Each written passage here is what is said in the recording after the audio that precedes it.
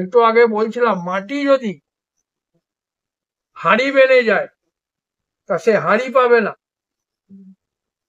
না পাবে? একটা মাটি, সেই মাটিকে আমি কি বানিয়ে দিলাম বল? হাঁড়ি বানিয়ে দিলাম। তা সেই মাটি কখনো হাঁড়ি পাবে? হ্যাঁ,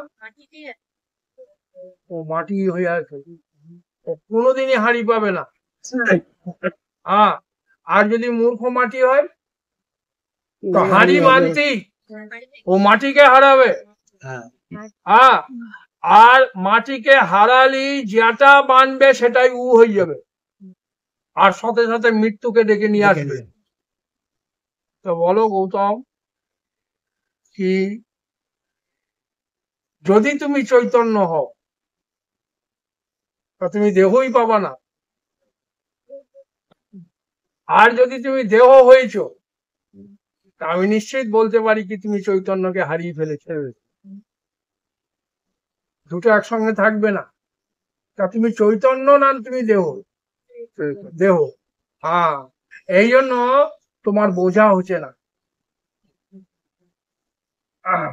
তুমি দেহ হয়ে বসে আছো, আমার কথা শুনছে, সত্য কথাই বটে, কিন্তু তার থেকেও বেশি সত্য হলো কি তোমার চৈতন্য মারা গেছে, সে আর এখানে নাই। কে আছে? দেহ আছে না চৈতন্য আছে? দেখো তুমি কে বড়, দেখো বলো। চৈতন্য। যদি তুমি চৈতন্য হয় তো তুমি দেহ নয়, দেহ পাবা না। তুমি দেহ হয়ে আছো, এটা আমার তো কোনো আপত্তি নাই। তুমি এখানে বসে আছো, আমার কথা শুনছো, এতেও আমার কোনো আপত্তি নাই। আমি বলছি এর মধ্যে কি তুমি নাই? আয়, তুমি এখন মারা গেছো, এই জন্য দেহ দাঁড়িয়েছে। তুমি যদি তুমি হয়ে যাও তো দেহ জিরো, সংসার জিরো, চৈতন্য 100 হয়ে যাবে। তা 100 চৈতন্য না 100 দেহ? ওকে, চৈতন্য। চৈতন্য যদি আমি হই, আমি যদি জীবন্ত হই, চৈতন্য হই, তা দেহ কোথায়? এই সংসার কোথায়? এই সংসারের নাশ এই জ্ঞানে হবে। আর ভগবান শ্রীকৃষ্ণের বক্তব্য হচ্ছে তুমি জ্ঞানী হয়ে যাও, তুমি জ্ঞানী হয়ে যাও, তুমি স্থিতপ্রজ্ঞ হয়ে যাও। যদি তুমি স্থিতপ্রজ্ঞ না হও, তুমি জ্ঞানী না হও, এই সংসারে খালি ডুবো আর ওঠো, এছাড়া তোমার কপালে আর কিছু জুটবে না। এই জন্য স্থিতপ্রজ্ঞ হওয়ার কথাটা ভগবান বারবার বলেছে, অর্জুন তো জ্ঞানী হয়ে যায়, তুই স্থিতপ্রজ্ঞ হয়ে যাবে। ভগবান শ্রীকৃষ্ণের একটা কথা, খুব গুরুত্বপূর্ণ কথা, আমি পূর্ণ হয়ে আছি, আমার কোনো অভাব নাই, তথাপি আমি বহু কর্ম করি। কাকে বলছে কথাটা? অর্জুনকে। আমি পূর্ণ, ওম পূর্ণমদ পূর্ণমিদং পূর্ণাৎ পূর্ণমদচ্যতে, আমি পূর্ণ হয়ে আছি, কিন্তু বলো আমার এই সংসারে কোনো কিছুরই প্রয়োজন নাই, তথাপি আমি বহু কর্ম করি। এই জায়গাটা খুব ইম্পর্টেন্ট, ভালো করে মন দিয়ে শোনো। যদি তুমি, তোমাদের ভেতরে কেউ এরকম পূর্ণ হয়ে আছে, সে যদি বুঝতে পারে কি আমি চৈতন্য, আমি অনন্ত, আমি পূর্ণ, এ সংসারে তার আর কোনো কর্ম নাই, তার আর কর্ম নাই। কিরকম না, তার নিজের জন্য আর কোনো কর্ম নাই। সংসারের জন্য হতে পারে, দেশের জন্য হতে পারে, রাষ্ট্রের জন্য হতে পারে, কারণ আমি নিজে পূর্ণ। আমার নিজের জন্য আর কোনো কর্ম আমার নাই। এই জ্ঞান যার নাই, সে যা কিছু করছে সব নিজের জন্য, আর এই কর্মই ওকে বেঁধে ফেলছে। তুমি কর্তা নাও, তুমি ভক্তা নাও, তুমি দেহ নও, তুমি পূর্ণ চৈতন্য। এই চৈতন্যতা, পূর্ণতা অনুভব করো, স্থিতপ্রজ্ঞ হয়ে যাও, জ্ঞানী হয়ে যাও, আর সুখী হয়ে যাও। এখন কর্ম কে করছে? অধিক লোভী, অধিক চালাক, অধিক মূর্খ, তারাই নিজের জন্য কর্ম করতে যাচ্ছে, আর এই কর্মই ওকে বেঁধে ফেলছে, আর এই বন্ধনই জন্যই ওকে কর্ম ফল সহ আবার ভোগের জন্য জন্ম নিতে। আমি পূর্ণ, আমার কোনোই প্রয়োজন নাই। একটু আগে বলছিলাম যদি কেউ শিব পুরাণ পড়ে তো দেখতে পাবে শিবই সব সাক্ষী, শিবই সব। এই চতুর্দশ ভুবনের হলো সাক্ষীকে শিব, শিবই 10টা। তোমারও 10টা শিব, আমারও 10টা শিব। আর যদি কেউ রামায়ণ পড়ে তো রামায়ণই 10টা, রামই 10টা, রামই সকলের 10টা। আর যদি কেউ ভাগবত পাঠ করে তো কৃষ্ণই সকলের 10টা। আর যদি কেউ বেদান্ত পড়ে তো ব্রহ্মই সকলের 10টা।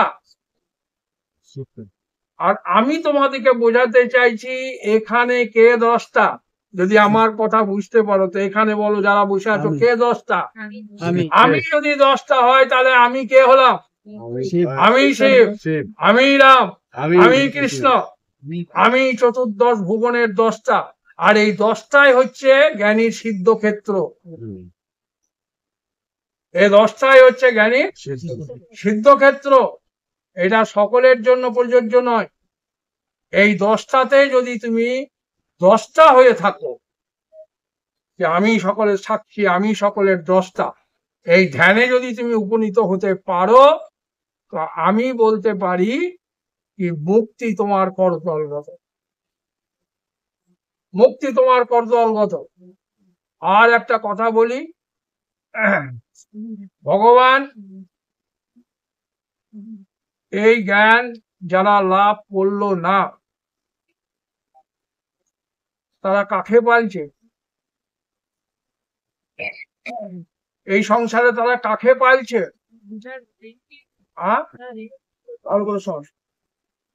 কাক যখন ডিম ডিম ডিমে তা দেয় পালে, ওখানে কোকিলেরও ডিম থাকে। কাক কোনোদিনই ভাবতে পারে না যেটা আমার নয়, সবসময় কি ভাবে আমারই। যেই ডিম ফেটে গেল, ডানা মেললে উঠতে পারলে ও ও কোকিল কি কাকের কাছে থাকবে না কোকিলের কাছে পালিয়ে যাবে? কিন্তু কাক কোনোদিনই ভাবিনি আমার। আজ আমি কাকে পালছি এই সংসারে? আমি প্রবল হই?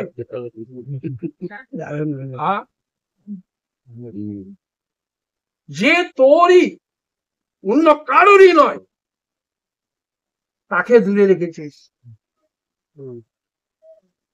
এই কথা মিলিয়ে নিবি। 70-75 বছর বয়সে দেখবি বাবাই ঠিক বলেছিল, আমি যা ভেবেছিলাম তা হলো না, এ হতে পারে না। খিদা কার জন্য লাগছে? খিদাটা লাগছে কিসের জন্য? কে করছে খিদা? আমার পেটে খিদা লেগেছে, ভগবান খিদা লাগিয়ে দিয়েছে না প্রকৃতির নিয়মে? খেলাম, পেট ভরলাম, আবার খিদা লেগে গেল, কার নিয়মে? এই আমাকে 75 বছরের বুঝো করে দিলে, কে করে দিলে? গায়ের লোক পিটিয়ে করে দিলে না প্রকৃতি করে দিলে? প্রকৃতি করে দিলে নাকি? কাম জাগলো কখন? 6 বছর বয়সে না 12 বছর বয়সে? বল। হ্যাঁ, 12 বছর বয়স থেকে কাম জাগতে লেগে যাবে। ছেলে পিলা, ছেলেই হোক আর মেয়েই হোক, নাকি? সেটা কার নিয়মে হয়েছে? হ্যাঁ। তো 5 বছরের ছেলেকে বিয়ে দিয়ে বল যে ছেলে পায়দা করে দে, কই করে দেখতো দেখি। আর 80 বছরের বুড়োকে বিয়ে দিয়ে ছেলে বল ছেলে পায়দা করে দে, কই করে দেখতো দেখি। সব প্রকৃতির নিয়ম।